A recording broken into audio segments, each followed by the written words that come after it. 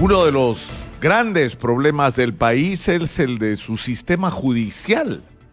Porque cuando hablamos, por ejemplo, de la crisis de inseguridad y la necesidad de tomar con urgencia medidas que tienen que tomarse ya, estas responsabilidades no solo implican al Ministerio del Interior, que sabe lo que tiene que hacer, pero que tiene que hacerlo, y tiene que hacerlo ahora, sino que implica a instituciones, insisto, como el Poder Judicial, porque ¿de qué sirve que la Policía de Investigación Criminal haga bien su trabajo, descubra a los delincuentes, los meta en la cárcel, para que el sistema judicial los mande otra vez a la calle? Y otra vez estén delinquiendo para que la policía nuevamente los tenga que capturar. Y esto es absolutamente relevante porque esto ocurre no de una manera excepcional y casual. Esto es un modus operandi, esto es un sistema. Y la organización de los cuellos blancos, que fue descubierta a raíz de una investigación que comenzó ¿cómo? Investigando una organización involucrada en narcotráfico y en extorsión en el Callao. ¿Y qué descubrieron? Que esta organización tenía como un componente un aparato legal. Y cuando empiezan a investigar el aparato legal, resulta que el aparato legal llegaba hasta las más altas esferas del sistema de justicia en el Callao, y no solo del Callao, sino que llegaba hasta un miembro de la Corte Suprema, el señor Inostroza. Pero ¿qué era lo que se investigaba al comienzo? Un mecanismo según el cual los abogados de estos delincuentes tenían un contacto directo con las autoridades de justicia para cambiar las comparecencias por libertades, es decir, para eliminarles la prisión preventiva. Miren ustedes qué casualidad, otra vez la prisión preventiva. Entonces, ¿esto qué cosa era lo que motivaba? Que delincuentes que deberían estar en la cárcel pagando condenas se iban a la calle para seguir delinquiendo, y algunos de ellos, incluyendo un narcotraficante extranjero, se fue del país gracias a ese beneficio otorgado, obviamente, a través del pago de comisiones ilegales, porque todo esto tenía precio. Y digo tenía y me equivoco, porque esto tiene precio en el Perú.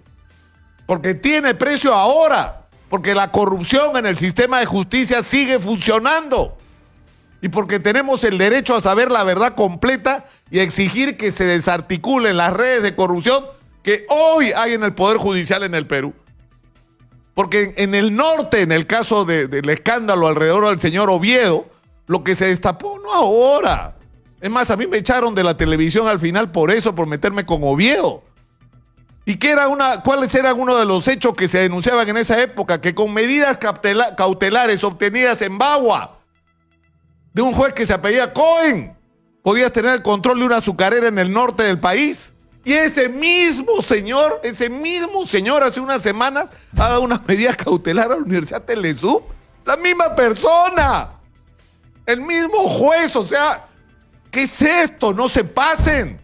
¿Saben lo que significa? Que el sistema sigue funcionando. Sigue funcionando, señor. Y que ese aparato se ha puesto al servicio de los que quieren impunidad en el Perú. Porque es lo que pasa. Los fiscales del equipo especial Lavajato y otros, porque no son solamente ellos, los jóvenes fiscales que se están fajando en la lucha contra la corrupción y el delito en el Perú.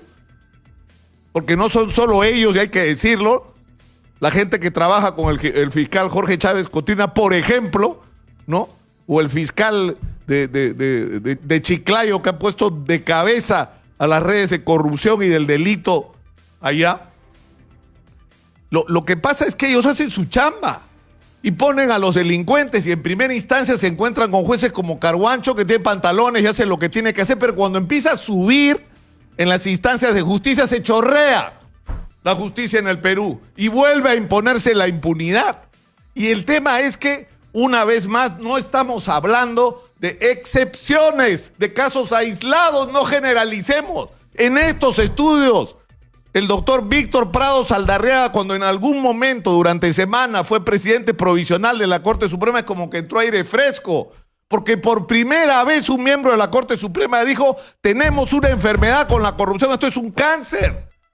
Y habría que intervenir no solo la Corte de Piura, habría que intervenir montones de cortes por todo el país. Y se fue Víctor Prado Saldarriaga y no pasó nada. Nada. Todo sigue igual. La corrupción sigue reinando en el Poder Judicial y porque no es justo en primer lugar para los jueces correctos y decentes que hay en el Perú. No hay derecho que ellos tengan que pagar con su prestigio, con su imagen, las porquerías que hacen los corruptos que hay infiltrados en el Poder Judicial. Y ahora apareció una información, gracias una vez más ahí de L Reporteros, aunque algunos dicen que es por sus fuentes privilegiadas. No importa si sus fuentes son privilegiadas o no, lo que nos importa es la verdad. ¿Y qué es lo que ha ocurrido? Que resulta que Walter Ríos, dentro de sus declaraciones con respecto a su proceso de colaboración y su compromiso de entregar toda la verdad, ha relatado que en el penal, en donde él está internado en Piedras Gordas, se produce una visita del doctor Humberto Abanto a su cliente en ese momento, César Álvarez, para aconsejarlo. Y que cuando está visitando a César Álvarez, lo llama y le dice si por favor no podría darle 2 minutos, le dice Humberto Abanto, según el testimonio de Walter Ríos, que él sostiene pueden acreditar agentes penitenciarios que estaban ahí presentes y que permitieron que ese encuentro breve se produzca. ¿Y qué fue lo que le dijo, según Walter Ríos? Te traigo un mensaje de José Luis Lecaros. ¿Qué necesitas? ¿Cómo te puedo ayudar? Y José Luis Lecaros es presidente de la Corte Suprema. Entonces esto por lo menos amerita una investigación. Por lo menos amerita una investigación, pero no podemos seguir siendo pasivos los ciudadanos sobre esto. En el Poder Judicial tiene que haber una depuración y una limpieza, pero de una vez. Por eso es urgente que haya una Junta Nacional de Justicia independiente. Una Junta Nacional de Justicia que evalúe en primer lugar, uno por uno, porque esa es la primera tarea. Uno por uno a los miembros de la Fiscalía, a los fiscales supremos, y uno por uno a los miembros de la Corte Suprema. Por ahí hay que empezar.